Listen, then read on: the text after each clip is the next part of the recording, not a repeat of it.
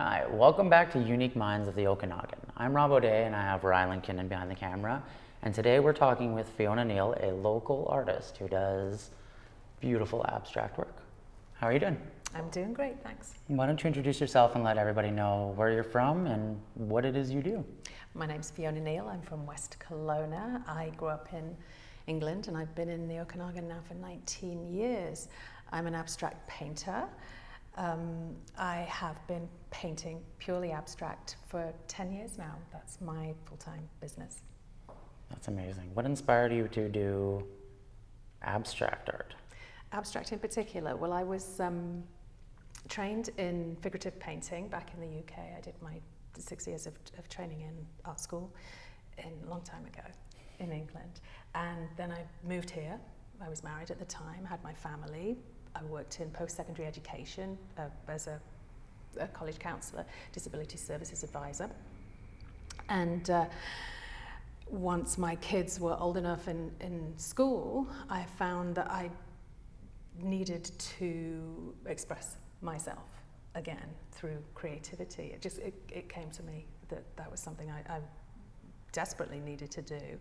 I found, as so many of us do, that I had lost who I was over the course of several years in a marriage that wasn't particularly happy, and with being a mom, which was great, but finding ways to be myself or to recognize myself or to celebrate who I was and be heard became more and more difficult within that dynamic.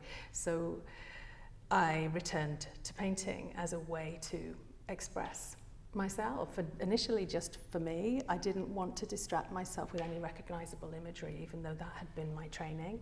So I started to paint. I got some canvases, I purchased some paints, some easels, and set up in my kitchen and began to paint my feelings, began to paint my emotions, began to express myself in a way that I hadn't done for a very, very long time. And it was amazing. It was a release and very therapeutic for me at the time. But not only did it become a lifeline for me in my kind of journey to rediscover who I was, I began to get my work recognized. People would come in and see what I'd done and offered to purchase pieces, so I started to show and sell and developed a website, and now a series of workshops that I run helping other people to express themselves creatively too and move stuck emotions out through spontaneous creativity. I love that. That is really I tend to use the word unique a lot, funny enough, because of the show, but it is super unique that you even within 10 years have become, this is your full-time job, you know what I mean? Like you have a gallery spot, you have pieces that are going up for auctions, and that is not an easy feat.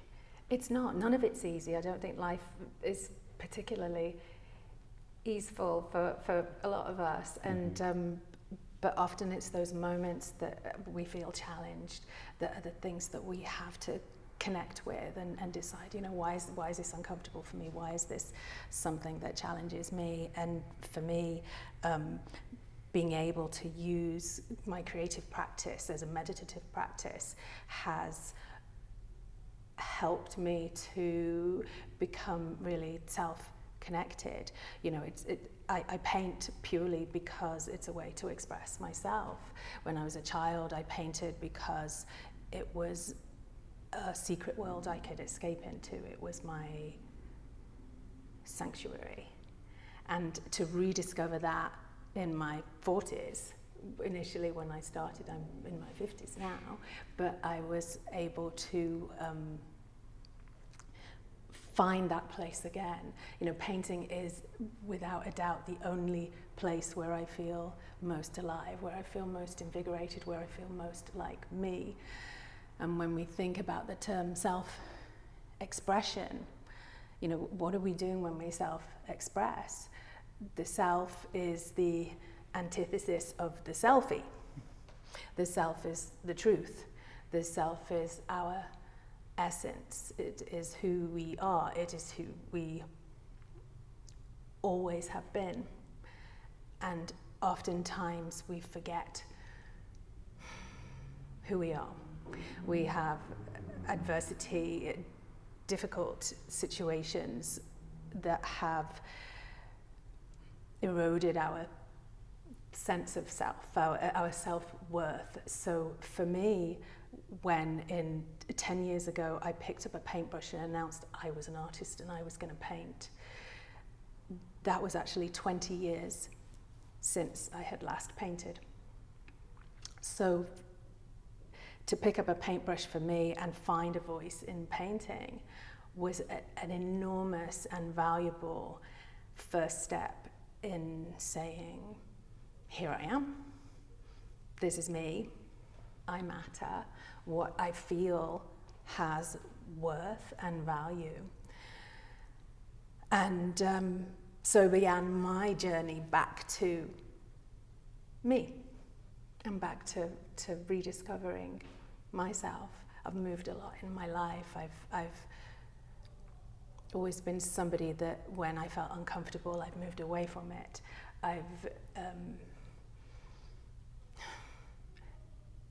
Difficult feelings often evoke that response. You know, we don't know what's on the other side. We don't want to start anything really new because we become comfortable with, you know, just what we know. And so I moved jobs and I moved places and I moved countries.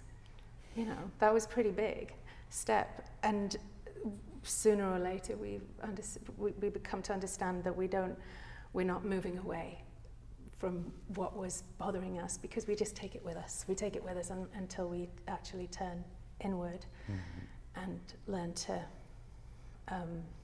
really look at what it is that's bothering us. And for me, it was, you know, this kind of just self-love piece. I had to learn to really like and accept who I was and where I'd been and where I was going and what was happening at the time. And painting, everybody, I think, has that thing that they do that makes them come alive, that makes them shine, that you know, when you talked to me earlier about being a musician, and I bet if I came and saw you play, I'd see you just shining, right? Just coming alive. We all have that thing that we do, and I think if we can find it, when you find it, do it as much as you can, because that's the real you, that's your truth, that's your essence, and that's how you express yourself. So for me, it's painting, and being able to do this is invaluable. It's not always easy, it's not always comfortable. Painting is a place I go to when I'm stuck and I don't quite know what to say and I don't know how to say it. It's also a way for me to find trust and acceptance. And with abstract painting and painting in the way I do, often you think that you're moving away from yourself. People say you tune out, right? Mm-hmm. You know, when I'm singing, I'm tuning out. When I'm playing guitar, I'm tuning out. But you're not tuning out, you're tuning in. Yeah. So you're switching this off, you're switching your thoughts off, but you're tuning into your subconscious, which is where the answers are, yeah. Where the real spirit of you is. And so the more you do that, the more in tune you become with recognizing your ability to connect with yourself and with your subconscious, and all of that's part of, you know, accepting where you are at any time. So it's true. Yeah. And I mean, you look at, I had mentioned earlier before we started filming that like abstract art has always been something that just kind of went either over my head or I didn't fully understand and grasp, because like you said, well, looking at art, you're used to looking at images and not emotions. Mm. So to see a visual representation of how you feel in that moment is a really unique thing to see, because they're all different. And I think that they're all so beautiful in different ways. And like you said, some people will see images within your art, even though there isn't images. Absolutely. And that I think that's that, like, as a musician, like, people who listen to music will listen to the guitar first when they first hear a song, the melodies, the song, and the lyrics.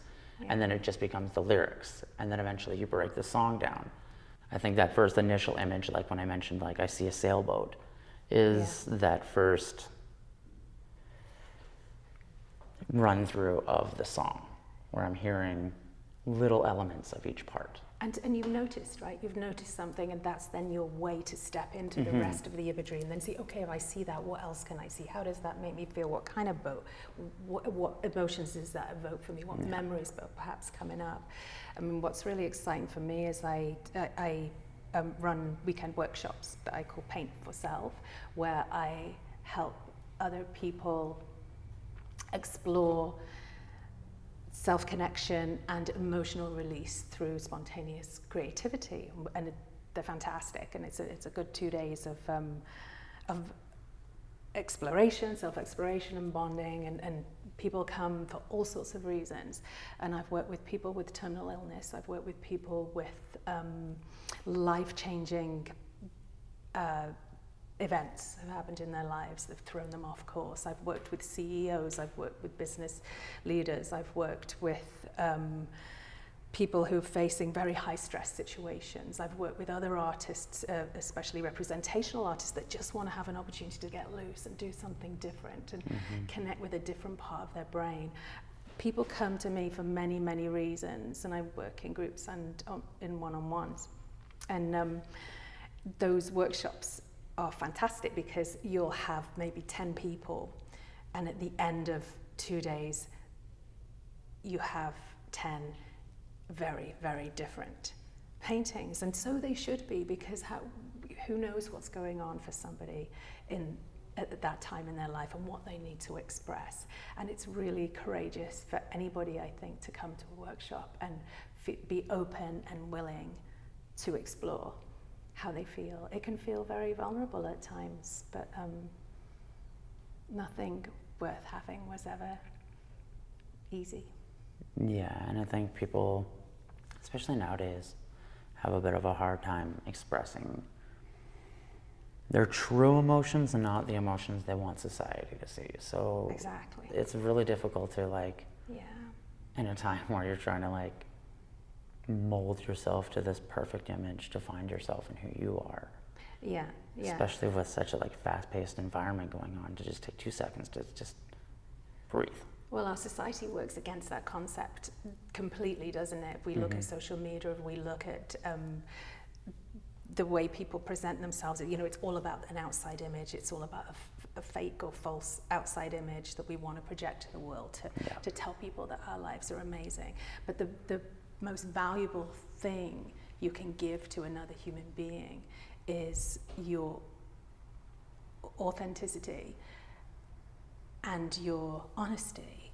And to be able, when I run a workshop or give an artist talk or talk about my paintings, do a demo, the one thing I'm always very careful to do is be very honest and open about my journey and where I've been and where I've come from, because I'm in no way unique in that situation. And when we can say to somebody, this is my experience, and it hasn't always been easy for me, and it often isn't easy now, for somebody else to come and say, me too. Me too are the strongest words, I think, in the human language. For one person to relate to your journey and see themselves in you is extremely powerful.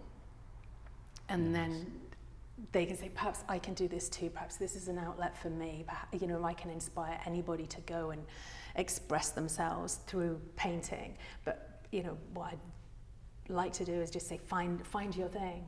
Find your thing. It could be yoga, it could be gardening, it could be painting, it could be singing, it could be dancing, it could be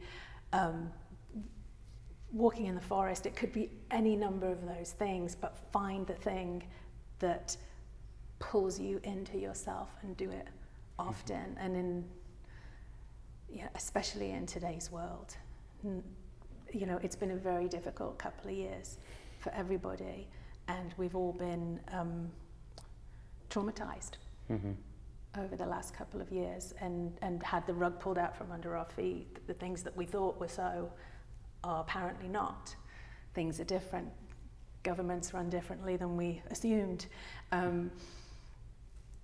Perhaps friends have fallen away, perhaps families have been broken up, and there's certainly a lot of division that's been stoked along the way, and to find balance again, to find some grounding is really, really important. You know, who am I? What are my beliefs? Am I going to be the person that I'm being told to believe this, and this, and I really don't know where I am? I think it's very important to come back to yourself and be stoic and solid with, this is what I believe, and that's okay. You know, whatever it is, and be okay with that. So all of that is, you know, that I do that through creativity and my kind of life's journey. But find your thing. It's very true, and I think it's extremely inspiring at the fact that you've, in 10 years, have made the life choice to say I'm an artist, and to continue it to the point where you are now, where you're helping other people on their creative journey. Because I think inspiration is the one thing lacking in the arts community, is a group effort to inspire a new generation of whether it's painters, musicians, artisans, sculptors, theater performers. There's something beautiful about inspiration that I think is, you can't really define or put words to. When like you see that spark hit someone's eye and they finally see it, they understand it, they get it. It is probably the best feeling on the planet. It's an amazing thing to have an impact on somebody else's life, however big, however small. But for somebody to, I often get emails after a class or a workshop or a talk, and for somebody to say, you made me think in this way, you made me, it inspired me to do this. It's fantastic. And when we think about the people in our lives that inspire us, you know, we can probably come up with 2 or 3 people just like that. They might be family members, they could be historical figures, they could be political activists, whatever it is, musicians.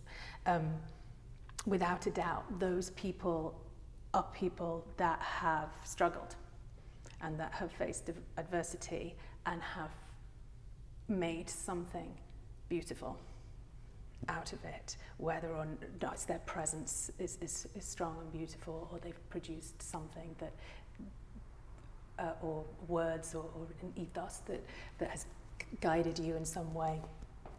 So I think that, you know, it's important to remember that it's our struggles that make us the people that we are, and that strengthen us, and that enable us then to take that and share that and influence and inspire others. There's definitely beauty within chaos. If you can see it through the smoke, I guess. Because usually when, like, especially creatives, there's a lot of, like, this series is based on creative, so every person we have met so far has a really in-depth story that has inspired them to do these beautiful things. And I think that everybody has that potential, and like you said, they just need to find it. And I think that's a really difficult thing to do, and that's part of the self journey of finding who you are internally, and just kind of giving up on what people think about you. I think that is a tough part, especially when social media is one way to promote your art, and it's definitely a weird balancing act between being a creative and being a social media public figure, I guess, to promote your work.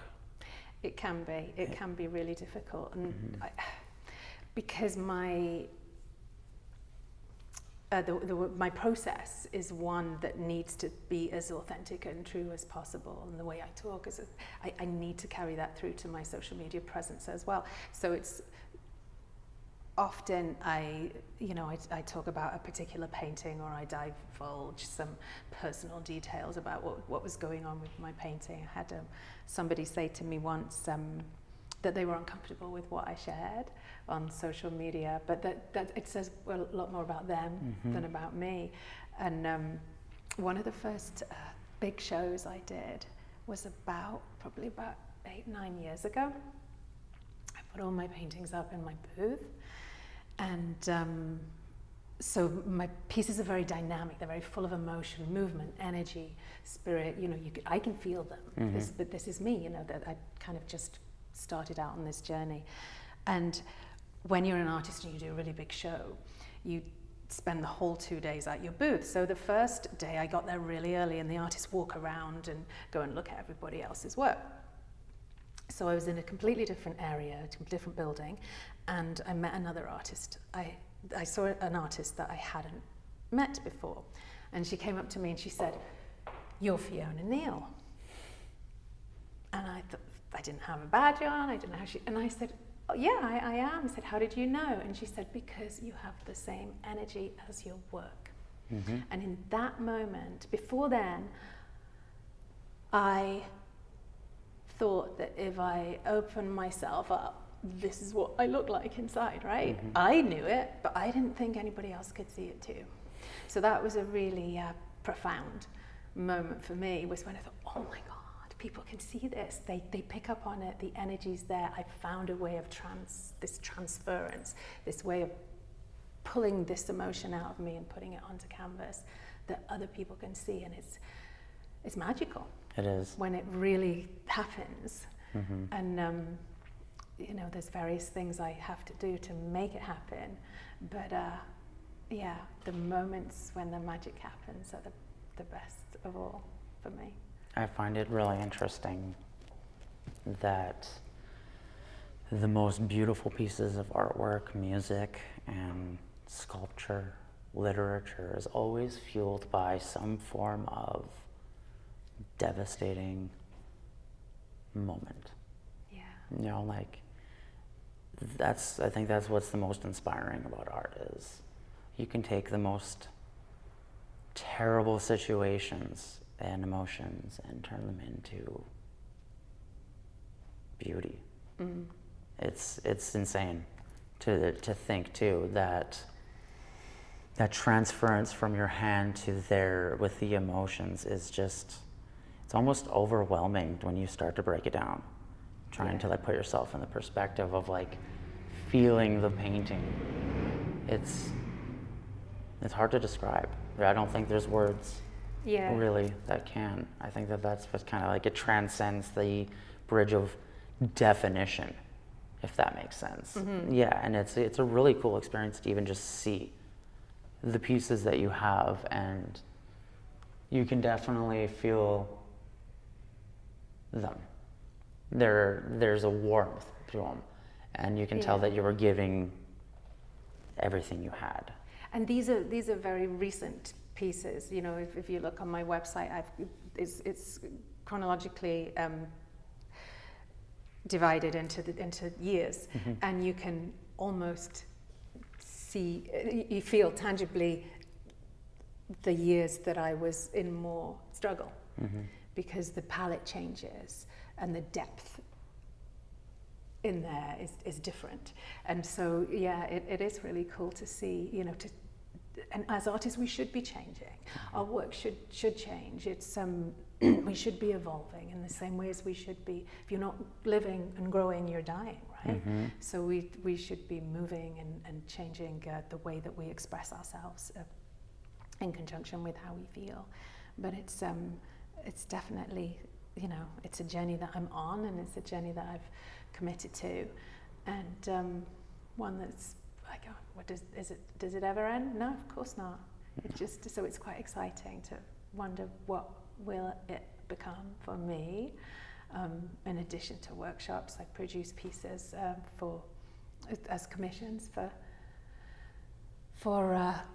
people with new builds or office spaces, and obviously those types of paintings are quite different because somebody will come to me with a particular thing in mind, but as a fine artist, I can't compromise the way that I work. So, I'm able to tell them Yeah, I was going to ask, do you find it difficult when somebody presents you with, we need a piece for our office that has this feel, and it's not your emotion being put into it? It's not where I'm at. It works a little bit differently. I talk to them very much. Usually they've come to me because they like my work or they've followed my work for some time. So they understand that as the type of artist that I am, and that I can't predict an end result. So they have to be brave enough to enter into a contract without knowing what they're going to get. The piece of control that they will have is a little bit over the palette. So I'll often work with the homeowner or the designer, if they have one, on pulling a palette together that's going to work really well in their space. And then I consult with the client, so I use my energy and their energy, because it's going to become their painting. So that's a way then I can bring them into the piece as well. So sometimes they're specific, sometimes there's an energy or a word that they want in the piece. I often use text and words in my pieces too. But yeah, it is a different thing, but that's my bread and butter, and that's how I'm able to fund my own exploration through painting, and also how I can teach others, which is where my heart is, and make my workshops and education experiences affordable for people and accessible. That's really important to me too. Yeah, I think that's definitely an important thing, because like painting is, it's not a cheap art. It's not a cheap art lifestyle, especially canvases this size. It's not. And the paints aren't cheap. No. You know, so no. It's hundreds of dollars before you've even sold a piece in materials. So, and that's without time. Yeah, and energy. The emotion put behind it. I think that's absolutely. Also, as an artist, I think a hard time, most artists that I know have a hard time putting a price value to their art, because to them it's priceless. So to put a number on it is almost like insulting. It is difficult. Yeah, where do you start? And I think, different artists have different ways of pricing their work. Most artists will go with a price per square inch, and I did that for some years. Okay. And you kind of look where your peers are, and people who are selling where you're selling, and showing where you're showing, and have the experience that you have. And again, like back to that question of value, how do we value ourselves? Sometimes this is my job, this is my income, and I need to put a value on my pieces. I know how long they take. I know that a piece will take me 6 weeks or so. So it's and that's not painting 9 hours a day, but it might be 2 or 3 hours every day, working on a piece. My pieces go through so much layering, and I'll move away from them, I'll come back to them and change. So it's, I'm comfortable with where I'm at my price point right now. So because I can sell direct, then I'm not paying an agent either, so I can keep things. I definitely know that. Cost. Yeah, and artists, I think that will go back into history and continue into the future, as art is the most unique thing for value. Yeah. Because like paintings that are just painted white have sold for $10,000, and it's the emotion that was put behind from the artist. So the concept of beauty is in the eye of the beholder is a very true thing when it comes to art. And I know I've paid artists more for what they've done because I felt it was undervalued. Yeah. And they've undervalued themselves. So it's almost a tip, but it's like, no, your work is worth this, Yeah. And I think that being an artist and getting to a point where your artwork is being bought too is a beautiful thing, because of the amount of time, energy, emotion, investment that you've put in before you make your first piece, your sale. Yeah. People don't realize it. You don't just go from painting a piece to being a millionaire selling artwork. Yeah. It doesn't work like that. It doesn't. For most artists, they're never going to be wealthy through art. So we generally don't do it for that reason. But exactly, it's the beauty. It's, if we can make an income from doing what we love, then. And that's the thing, right? Like it's nice when you can make what you love a career. Yeah. And I think that's the most inspiring thing. Like, you being able to do it within 10 years is extremely inspiring, because most people haven't done it for 40, 30 years. They're still struggling to do it. And it's just, you managed to find I hate using the word algorithm, but the algorithm that worked for you as a artist to get yourself out there. Not necessarily even selling your work, but to have it seen and appreciated is a whole other level, because you're painting and then you have to promote. And I think promoting it is, for music at least, it's really difficult to promote music nowadays. And I find, especially with online, so with so many artists online, do you have a hard time getting out there? Not massively. I mean, I wish I was better at my social media, and I wish I was definitely more focused on doing as much as I should be doing, but I find that a little tedious. But what I do is I talk a lot. I talk a lot about my work. So when I find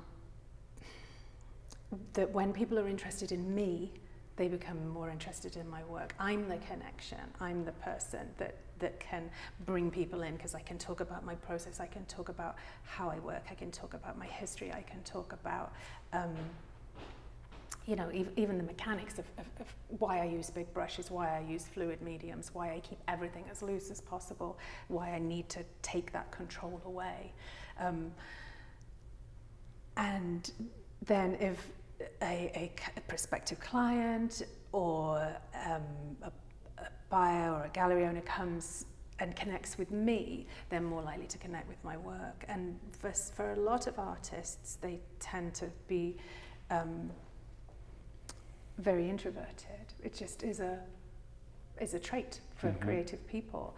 I would call myself an ambivert, so I'm definitely, I can talk the talk and walk the walk, but I definitely need to have my quiet time and alone time to recharge. So, but I'm lucky enough that I can do that. I'm lucky enough that I talked about painting becoming my voice before I found the words, and I've got more and more practice now at talking and public speaking and owning what I do, and being what's the word? Just doing it regardless, not worrying too much about what somebody might think. And that was the world I used to live in. I was very quiet and didn't speak up, and I'd learned not to for such a long time that perhaps I do too much now, and perhaps that's the opposite side of things, but as I'm working this out. But yeah, so I'm fortunate enough that I can put myself out there a little bit more perhaps than some people, so then I get more connection that way, or more recognition that way, for sure. That's perfect, because I was going to hint to that, like any creative that wants to be successful nowadays, you don't focus on necessarily the image you want to present. You focus on who you are and let people connect with you. Yeah. And I find that that's becoming the more common in every avenue of the arts, from music to painting to it. People want to know you. We're in a weird time where artists people want to know who they are, versus like before it was just like, okay, they're the rock stars, they're the painters, we don't really know who they are. Yeah. That opening up through social media, I used to feel was a very big curse, because it took time away from your art. Yeah.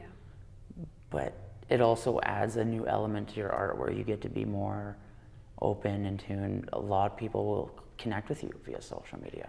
Yeah, they do. And that's a beautiful thing, because trying to get out to your community isn't always the easiest when it's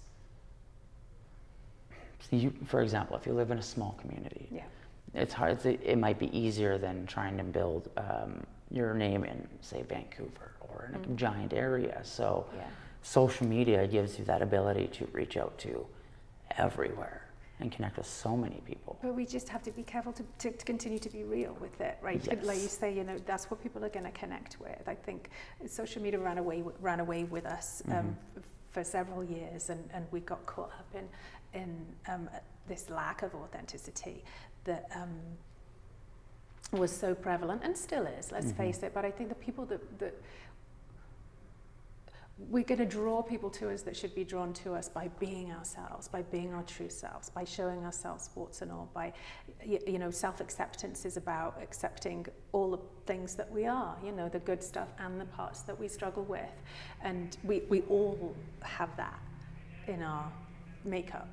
And the people that connect with us, whether it's friends, partners,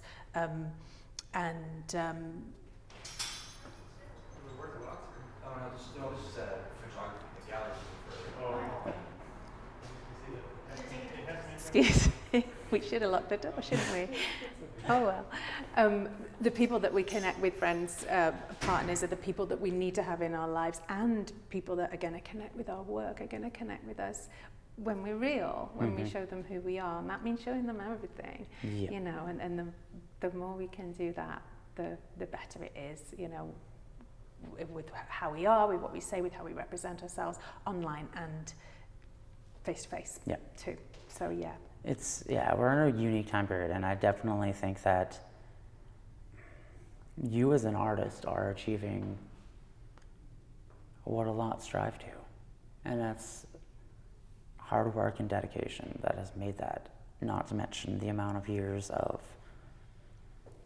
struggle, because you do have to, as an artist, you have to have something to express, because you'll never see an artist that's just like extremely happy that's painting.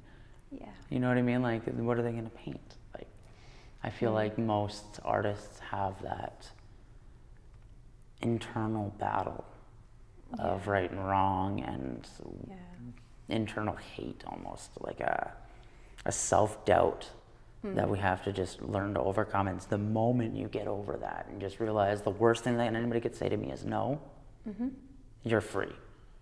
And I think, you know, even just the process of putting paint onto a canvas is allowing yourself to make mistakes. You know, you talked earlier about you know, some of the best musicians in the world, writers, you know, artists, and what they've achieved. And if you think of like the best book you've ever, the most exciting book you've ever written, the piece of music that you love the most in the world, those artists didn't suddenly just produce those out of thin air. They probably produced hundreds of pieces first. You know, there's hundreds of manuscripts that ended up on the floor. There's hundreds of paintings or starts of paintings or drawings that I've done that will never see the light of day. But it's those things that are perhaps hold the most value because they sparked the journey that led to the amazing pieces. So often people will see, you know, we'll be in a gallery situation, you'll have put your best work up, and they'll see this and think, this is what I do all day. I just produce work of this caliber. But I don't. There's a lot of things that I need to go through to get here. And I need to allow myself to make mistakes. I need to allow myself to make shit paintings. And in order to get to this point, we have to be okay with that. We have to be okay with that, because that's all part of the journey, because that's how we learn. That's how we learn. And, you know, they become the linchpins of the final product. So we have to value those things too, in the same ways we have to value the parts of ourselves that aren't shiny and bright and wonderful, and the way we look first thing in the morning and all the rest of it, right? So everything I do through painting has a direct correlation to life, I find. So I can always find a lesson or a way of explaining my painting that relates directly to how I try and live. Let's make it. The ones that you have hanging right now, do you want to go through and explain what you were feeling in the moment you were painting them, or in the time, I guess, because it's not a moment. It's, like you said, 6 weeks. I think, it can take about 6 weeks for a large piece. I can, let me explain a couple of them to you. I'll start with this one. So this piece was about bridges and journeys. So for me, it was at a time in my life where I was transitioning from one stage to another. So I worked on some imagery of some bridges and an exploration between one space and another space as I was coming into a different part of my life, I guess. So it's kind of messy, and there's some dark, confused areas in that one for sure, but this is actually a piece that I own. This isn't for sale, just because it's very specific to a time in my life that I'm very connected to, and I love it. So it reminds me of that. There's some other imagery in there also that is this disconnects some of the line, which shows that I was moving through something that I was struggling with at the time. So that was that one. If we move towards this piece here, this is very, very different. This was a piece I painted last year, and it's called Summer Dream, and it was just an exploration of representation of light. I just wanted it to feel very airy, very light, very loose, and I was exploring just kind of a cyclical, circular movement, that a light play really on the canvas that reminded me of just the emotions that were evoked when the sunlight comes into play, and how how that makes you feel, how it makes you feel in your body, how it makes you feel in your spirit, uplifting. I wanted a really uplifting piece. The big piece here is my most recent piece. I have moved into a stage of my life where I want to be louder. And the use of the black and white is very the contrast between the two is it's edgy, it's got a more kind of what I would say like a graffiti-esque kind of undertone in it, but still has some softness. But the use of black, I'll use black a lot in my work. Black isn't for me it represents strength and dynamism and just getting out there. I love this piece, and it's got some kind of interesting, the marks are very deliberate. Yeah, I love it. As they moved up through it. I mean, I want to be as,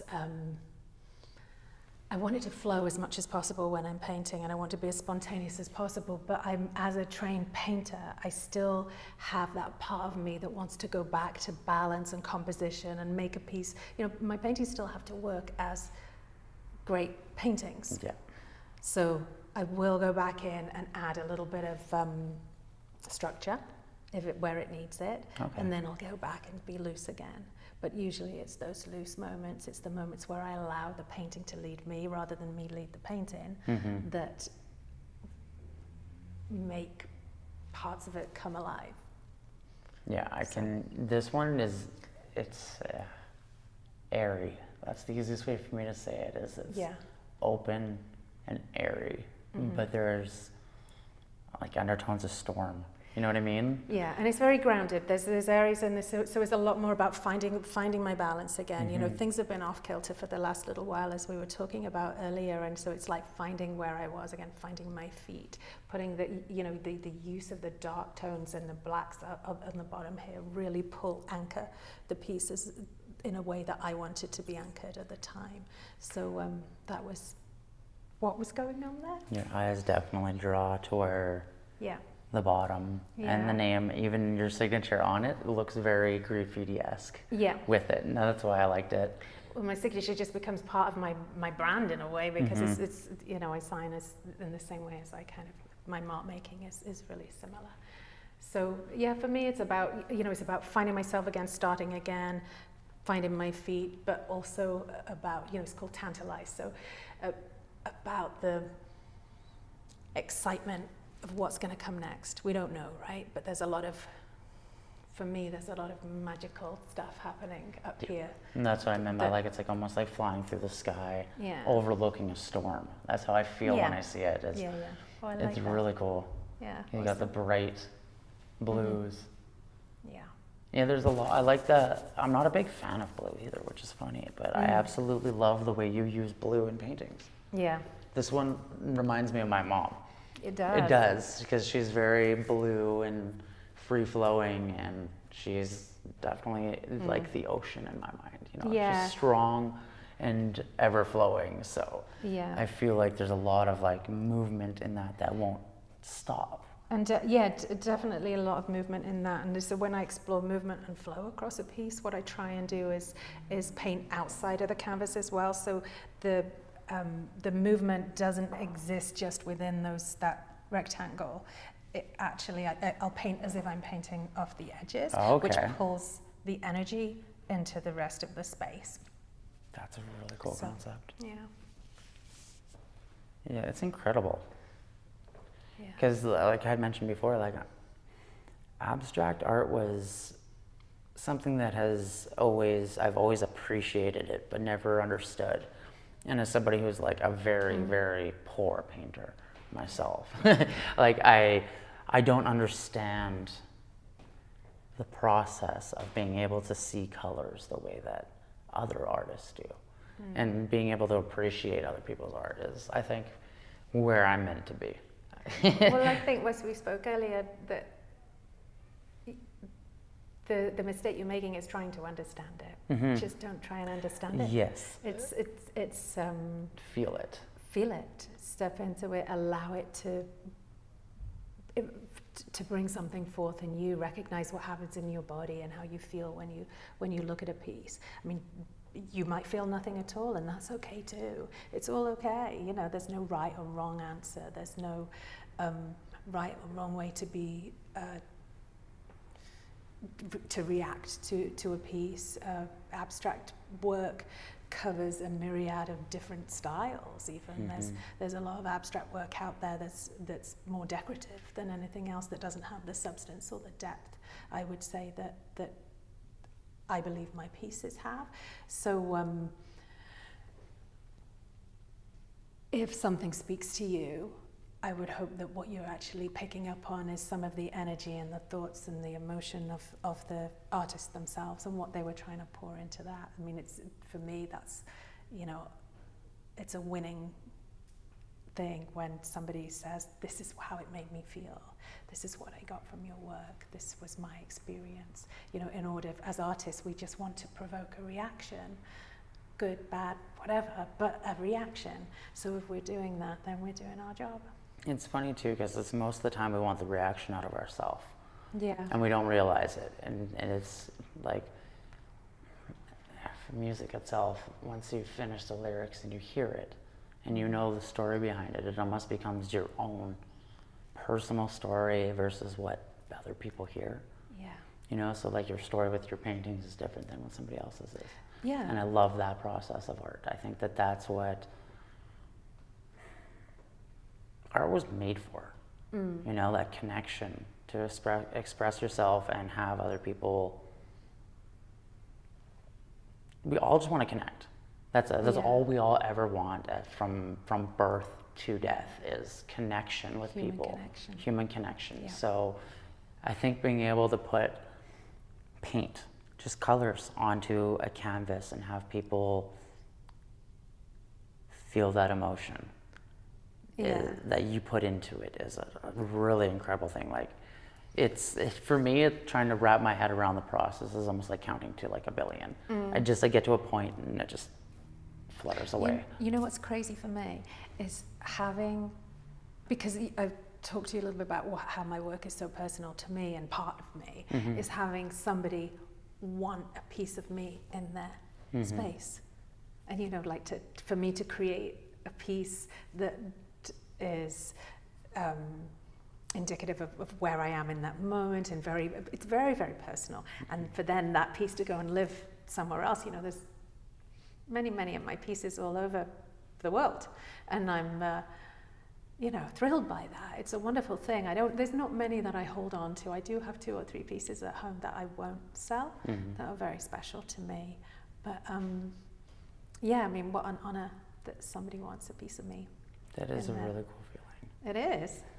It is crazy. I can only imagine what tattoo artists go through. Yeah.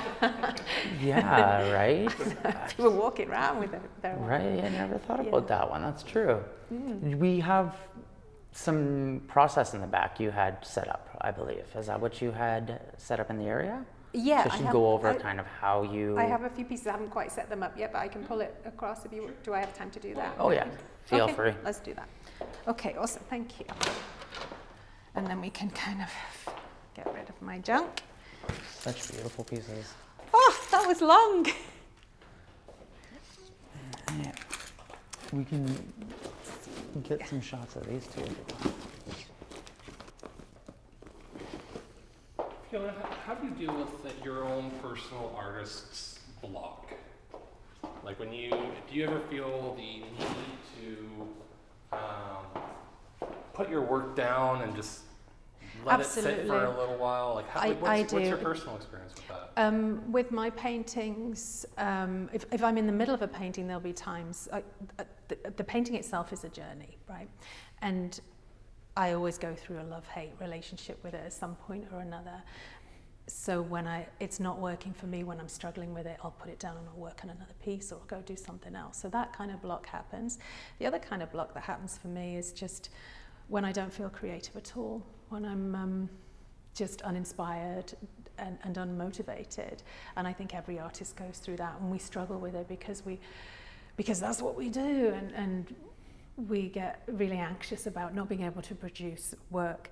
But it's those times, we have to recognize that it's the times when we're not producing, we're still being creative, we're still having experience. It's the quiet times that we actually then are probably giving birth to whatever's going to come next. And certainly with when like COVID time started, within that first year, everything shut down. His gallery was shut, there were no shows, I couldn't teach, and I didn't paint for nearly a year. I did some drawing, but I didn't paint. And then, I lost my studio, all sorts of things happened, and it was a really difficult time. And then, when you say, when I'm not painting, who am I? Where's my identity? But it was still there. So it's interesting now by painting again and seeing what's coming out of that. What I needed that time, I needed that quiet time, because the world had gone crazy. Obviously, it was difficult to just be same as normal. It's true. Yeah, I'll just put these around. Okay. It's incredible to see. Like through this interview, I've completely had a mind change as towards how I felt about abstract art. Not like I didn't like it before, I just didn't understand it. That it was emotion versus... Yeah, it's a really cool, and even as a musician, you think that I would understand that. But I feel like I needed that connection point, and I think that that's really cool. I'm still absolutely drawn to this one. I love this one.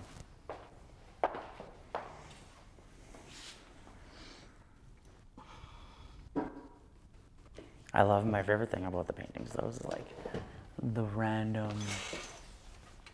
There's definitely a lot of depth to it that you definitely look at it a few times and actually see, even on that white little stuff here, you can see that extra kind of shade. Layer Yeah. of a shading in that sense. Definitely. Yeah. It's super cool.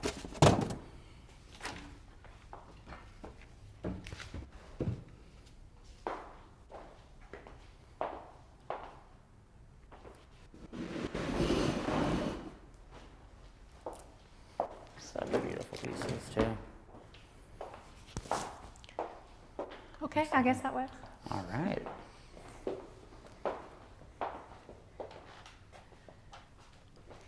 Oh wow, hey. I love how big the canvases are. These are 5 foot square, and like we said earlier, not cheap, right? But no, yeah, not right. I have them made for me, and but it's a great size. Working on a square canvas presents challenges for composition for me, but I do like squares a lot. I bought 3 of these, and so the one's on the wall, and this is the second one I'm doing at the moment. Similar palette, but it's changing. It's still really different, right? It's so impractical to paint big like this. It's impractical because I can't transport them. Yeah. It's difficult to store them. Yeah. They're expensive, but the benefits outweigh the difficulties for sure, because on a big canvas I can express, I can move, I can stretch, I can really put your whole body into it. Absolutely. Yeah, I feel like that would add such a different element than just painting like a regular size canvas. Yeah. It really does. Do you want me to talk to you about my process, just how I paint? Yeah, absolutely. Okay. So when I start on a canvas, I work, I want to work as loosely as possible. It's important to me to stick to, how am I going to say this? So I use fluid mediums. So instead of using like heavy body or medium body paints, I'll use like a fluid paint. I won't show you the brand, but it's like a fluid acrylic. Okay. So a fluid acrylic is high pigment as a heavy body acrylic, but it's in a fluid, so it means it moves around a lot. I'll use water on the canvas, so I spray my canvas a lot while I'm working because I want things to move around. Okay. And I use big paint brushes. So this is just a 2-inch brush, but on a piece this size I use a 3-inch brush. Okay. So the reason, that's all very, very important. The reason I use water, I use fluid mediums, and I use big brushes is because I want to take away control. I can't control what's happening. I can't go in and make it be something. I have to allow it to just appear. So what happens is I'll start on a canvas, I'll get some color on. I'll try not to think even too much about a palette, unless I'm working on a commission, because it's important to be as spontaneous as possible. Just, what speaks to me today. I don't do any of my color mixing on my palette. It all happens on the canvas. So I'll throw the colors on that I'm working on, usually 2 or 3, and usually white as well. And I'll just start to blend. So I use the brush to blend the canvas and to just pull together, really pull myself together. Within the first few minutes of working, what I'm doing is just pulling myself into the moment, pulling myself into this space here. What I want to do, I talked about my process being a meditative process. So I might have come from being with my kids or going shopping or worrying about bills or whatever it was. So I need to use those first minutes to just breathe and allow myself to get into this moment and just think of nothing else. I work nose to canvas. I don't step back from the canvas for about the first hour that I'm working on here. And the reason for that is what happens as soon as we move back. You look at it and we look at it, and what happens when we look at it? It's like, oh. We judge. Yeah. Right? Yeah. We judge. So we're going to start making a judgment on what do I need to do? Is it, we might start telling ourselves that it's terrible. 60 to 70% of what we say to ourselves internally is negative self-talk. Mm-hmm. So a lot of what we're going to say is like, what am I doing? What's going on? I'm making a mess, right? So in order to keep things just within here, I can't see what I'm doing. What I'm trying to do is just feel it. So I'll meditate into the process by listening to the noise that the brush is making on the canvas, by just watching how the color is moving, by feeling the weight of my feet on the floor.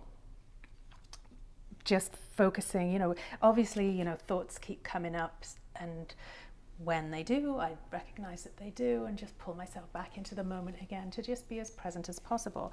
So I pull the paint around and I paint whatever's coming out of me in that moment. The direction that I'm moving in influences obviously the flow of the canvas. The size of the canvas influences the direction I might be stretching in and the shapes and the forms that start appearing. But what happens after about 40 minutes or an hour of working like that, adding a little more water as it dries, adding more paint, is that a flow starts to emerge. And it's only then that I'll stand back and look. And then I stand back and I look at the canvas and I see, okay, what have I got? What has the painting shown me? So I have to trust that the composition will appear. I can't force a composition. It will appear. And once I see what's starting to happen, that's what I let guide me. And then if I want to go in and add a little bit of structure and pull some other elements in, you've noticed in a lot of my work, there's a lot of line work and mark making like that. I love to draw, so I do use some water soluble color ink pencils on the canvas too. And so the reason I do that is to add that structure, add that definition, add that line, that dynamism. But I stay true to my process because they're water soluble, they're impermanent. So then once I've added that little bit of structure, I'll go back in with the water, I'll spray the water back on there, I'll start moving it around, and then everything shifts again because I'm allowing the painting to lead me. I've said, I think I got this quote on my website, is that painting for me is like a dance, right? It's like sometimes I lead, sometimes the painting leads. And it's going from one of these processes to another, you know, these two different things are going on, you know. I get really loose and just breathe into it and self-connect. And then I add a little bit of control and then I go back and I get really loose again. So those two things kind of work together and then we build up layer upon layer upon layer, and I see what's coming up for me, and after a while it starts to take shape, and I go with that, you know. I just try and honor what's coming out of me and know that it's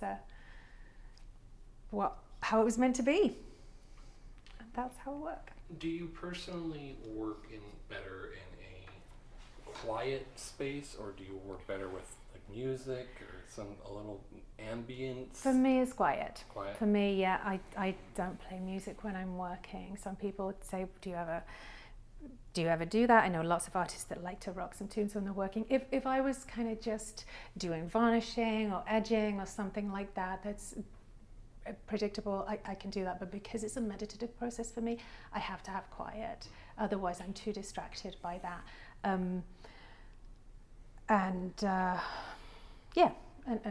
So that's how that works for me. Yeah. When do you choose that a painting is finished? When there's nothing else that I can add. You know, when it becomes gratuitous, when I'm just going to put something in just for the sake of it, just because I'm going to, yeah, I guess that's it. It's a really interesting question, and it's the one that's very difficult to answer because it's more of a feeling than anything else. It just feels that I can't add anything else, that it just works, it just sits. I've had experiences with paintings that haven't been working, and I've left them, and then I've come back to them a couple of days later and I've added something, and then sometimes you just get this epiphany, that's what it needs. It just needs that area of space. It needs me to, you know, if I'm focusing too much too early on an area in a painting, you know, I'll often paint that out because it's too distracting, even if it's beautiful, right? Because I'm not looking for, at the beginning stage of the painting, I'm not looking for aesthetics. It's very easy when you paint in this way for something to be aesthetically pleasing really quickly and really early on. And that's often what happens in my workshops, is that people will come and they'll paint something, and like I'll give them some tips and techniques on how to use the acrylics, and you know, 10 minutes in they're like, oh, look what I got, I don't want to touch it. I say, well, you failed to understand the purpose of the workshop if you're not prepared to move through this journey, because we're not ever going to see what's on the next page, and if we don't allow ourselves to turn it, right? We have to step into that. We have to step into the unknown. We have to sometimes cover up some really beautiful things that happen, because what is going to come next? You know, be open to that. Be willing to see. Be willing to explore that. You know, it might be amazing, might not, but it might be, and that's all part of working in this way, is being willing to accept that you know, the layering and the pushing through all the parts of the journey become the whole experience. Yeah. Yeah. It's a very beautiful process, and it's cool to see like the ones behind you. Yeah. I love those. These are skinny, right? This is small for me, and this is a diptych that I worked on. Was that so? One, sorry, is that one sorry, was that made for a client, or was that? No. This was actually made for me, but it was well, I can hold it up so you can see a little better. So when I work on a multi-panel painting, I'll work on it together like that. So work on it as one, and then how they're usually displayed is with an inch or an inch and a half in between, so with something of this kind of size. But yeah. Yeah, that one. Yeah. Mm-hmm. The colors in that one speak to my soul.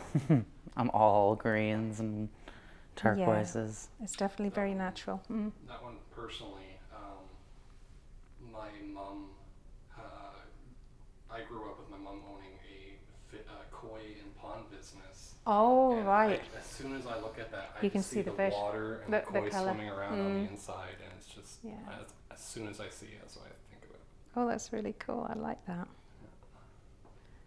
I like that. Yeah, it's a nice one too. And sometimes, you know, to do some, I don't often paint, this is small for me, right? I don't often paint as small as this, but it's a little more affordable, you know, for people who want a piece of work, but can't run to some of those big pieces, because obviously it's difficult to produce a big piece with a low price point. So so these are good. But up until now, I've never made any prints of my work. So all originals. I think that always almost more beautiful. Like prints are a cool thing because everyone can appreciate it, but having the one Fiona Neal, like I've got a Fiona Neal, you know what I mean? Like that is. Well, prints make your work more accessible. It definitely does. And so I get that. But and I myself have tons of prints of people's artwork because I love their, right? So it is, but like to be able to have, an original, right? That's cool too. Yeah, it's a beautiful, like, and painting's like, my aunt is a painter as well, and like when you see how much time and energy artists put into it, it's like I said, I've paid for a piece before, paid more because I felt like they were undercutting themselves. Let me putting show you this so one. much this into is it. a cool piece. I'll be interested to see. So this is. Wow. Oh, let me turn it for you. So I talked about not ever painting anything with any imagery in it, apart from this one, right? So this is from a series I did that I called a Dreamscape series. So they came from dream imagery. That's so cool. And I mean, I'm guessing you can see trees, but what else can you see in this? I see a castle. Yeah? Mm-hmm. Right there. I see the tower of the castle and the valley. Cool. That's cool. What else do I see?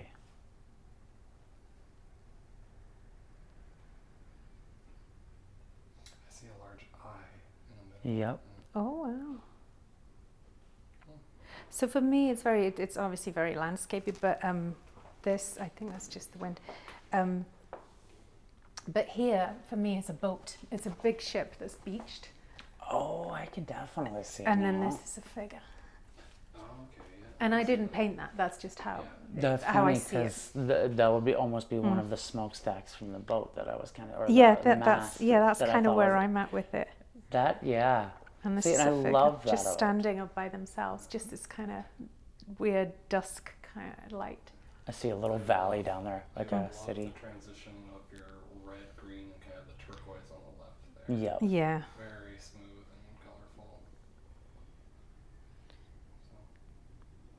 Yeah, and some of those kind of things are techniques, right, that you learn along the way. A lot of this kind of blending is something that's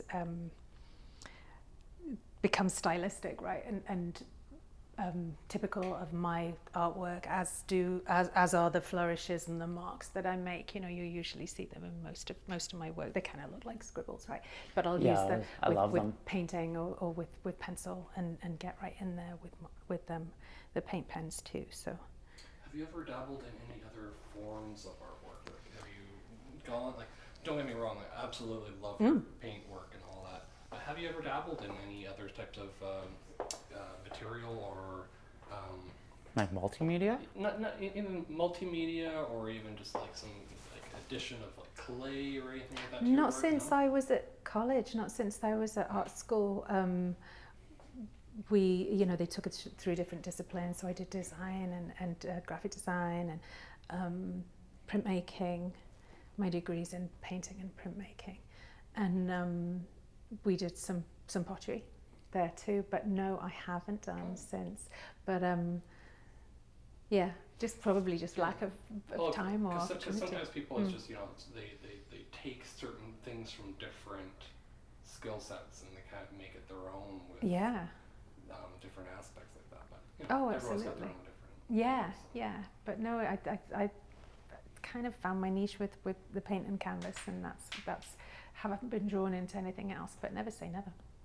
And I mean it's just it's where I don't want to say your comfort, because it's not the word I'm looking for, but that's where you're spiritually invested, because you can express yourself to the fullest.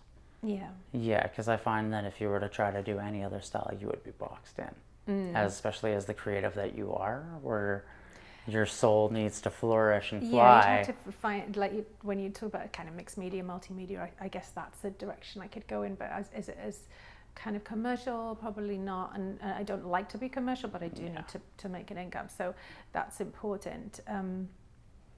But, I'm still very, very drawn to figure painting, figure drawing, so if I sketch and I draw a lot, so if there's a life drawing class, I will make use of that and go to that. And I love to draw figures in movement, so I've done some work at yoga studio, and I've done some work at a dance studio, and I've to sit and just draw people as they move is wonderful for me and very inspirational, and I can use those marks then to influence a new painting or a new series of paintings, and so I've done that.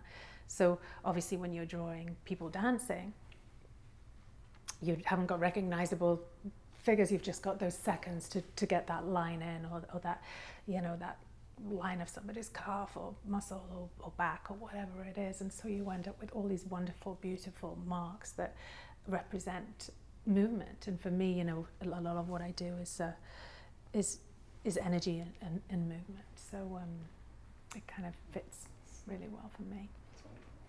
Do you ever find that if you get not stuck, but if you're staring at a painting, for example, do you ever find yourself flipping them around to see different things and then being like, oh, that's the way I want to go about it? I mean, and that's the wonderful thing about non-representational abstract painting, is whilst I'm creating it, whilst it's the beginning stages, we can often get stuck and out of focus and out of flow, let's say, by when we do start to see something that we don't like, or we see something that we do like, we just focus way too much on it. Mm-hmm. So one way to, or a good thing that we can do would be to flip the canvas. You can flip it and then you see it from a whole different perspective.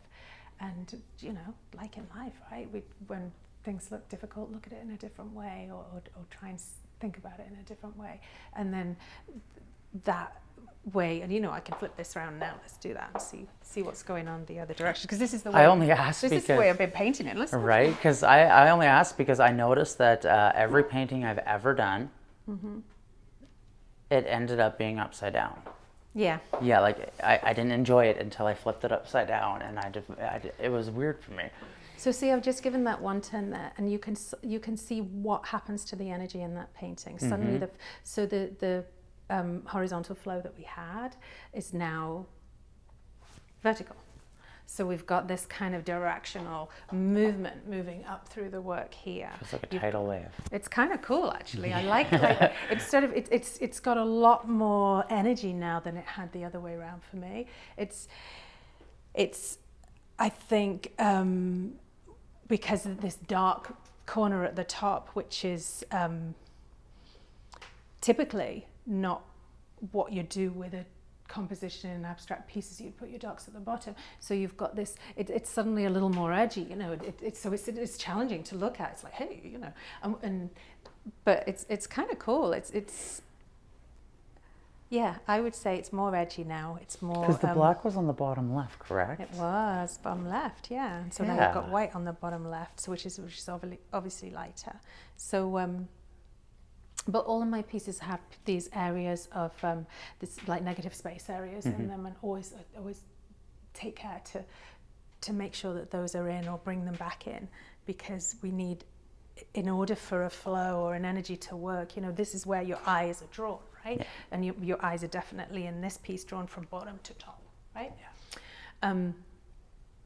And you can see that it's what's happening with our viewers. We're following the most dominant color, which is the black. So we're following the black from the bottom to here, to here, to here. So, you know, that's actually a construct that you can use in painting to pull somebody's view through a piece. It's good because it's not in the center, so we're not bullseyeing here at all. But and then to have the white in, it's balancing that, and it's putting more focus then on this flow that comes through. So if I was then to go and work on this way round, is that I would accentuate some more of this flow here, and I'd continue it like down here a little bit more, I think, and bring this up. But it's quite cool to see it like that. Maybe I'll let it sit like that for a couple of days and see what happens. I'm just always curious because everyone like I've done that by accident, bought a painting, put it upside down, and then I'm like, ooh, whoops. But it's with art, right? Like you can have it absolutely any way. You can do that, and I've and until I sign it, you know, it's there, right? Yeah. And earlier on when you said, how do I know when a painting is finished? Sometimes what I do if I'm unsure is I'll paint the edges. So I use like a uniform grey on the edges of my open face canvases. And once the edges are painted, then it kind of gives it a crispness and a finished look. So then I can usually see very, very clearly whether it's finished or whether it needs something else. Oh, okay. And then when I'm absolutely sure it's finished, that's when I'll add my signature. And then it's done. And then kind of, I'm not going to change it. But I did a big multi-panel piece for some clients that lived up in a big, beautiful home on the top of a mountain in Kelowna. And it was a 10-foot piece that went up their stairwell. Oh, wow. 3 big panels. And I sort of signed at the bottom. So it was kind of a ladder panels like this. And I was there when they were hanging it, and I don't hang my work at all because I'm not insured for myself falling off ladders or their work. So clients have to hang their pieces themselves. But anyway, so it looked beautiful and it was great, and it worked with another piece that they had in their home. And about 2 years later, they contacted me and they said they'd moved, but they'd taken the painting with them, because often if I do a commission, it's painted for a particular space, so they might keep in the space when they sell a house. It's a selling feature, right? But they took it with them because they loved it so much, but they didn't have the space for it, so they put it the other way up. And so my signature was kind of in the wrong space, but it looked so good. I remember they said, do you mind if we change it? Do you mind? I said I didn't mind at all, but it was kind of cool to see it that way. So yeah. That's okay. Do you have any of your pieces around Kelowna in any businesses or anything like that? That people can walk past and possibly see? I